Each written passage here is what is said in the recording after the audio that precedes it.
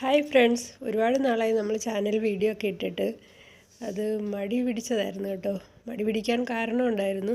നമ്മൾ നല്ല രീതിയിൽ സെയിലൊക്കെ ചെയ്തുകൊണ്ട് വരുമായിരുന്നു.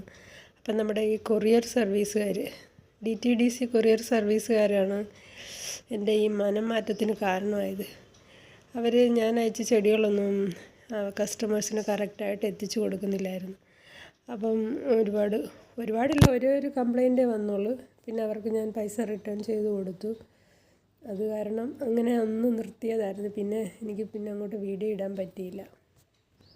അത് കഴിഞ്ഞ് വേറെ നമ്മുടെ പഴയ 1-2 ചാനലൊക്കെ ഉണ്ടായിരുന്നു. അതിലൊക്കെ കയറി ഒരു പരീക്ഷണമൊക്കെ നടത്തി നോക്കി, ഒന്ന് മുട്ടി നോക്കി. അതും സക്സസ് ആകാഞ്ഞ് പിന്നെയും തിരിച്ച് നമ്മുടെ ചാനലിൽ തന്നെ വന്നിട്ടുണ്ട്.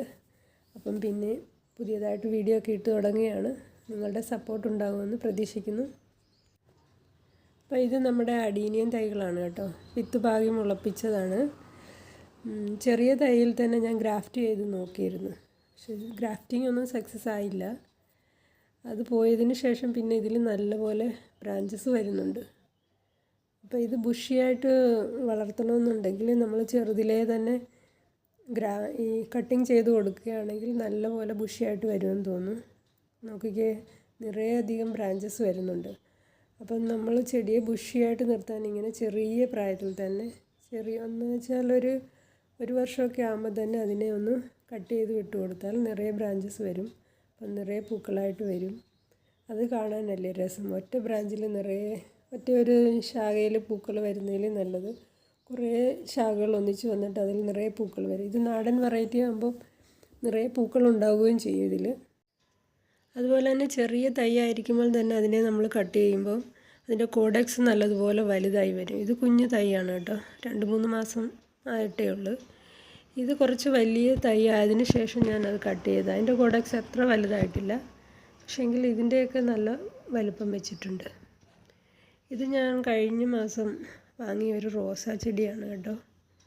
ഇതിൻ്റെ ഷോർട്സ് ഞാൻ ഇട്ടിട്ടുണ്ടായിരുന്നു. നിറയെ പൂക്കൾ, ഇത് തന്നെ ഇങ്ങനെ നിറയെ പൂക്കളോട് നിൽക്കുന്ന ചെടി. ഇപ്പോൾ ഇതിൻ്റെ അവസ്ഥ കണ്ടാലോ, കഷ്ടം തോന്നും. ഈ നഴ്സറിക്കാരുടെ കസ്റ്റഡിയിലിരിക്കുമ്പോൾ ഈ ചെടിയുടെ ഇലയ്ക്കും ഒരു കുഴപ്പമില്ല, നല്ല സുന്ദരമായ പൂക്കളുമാണ്.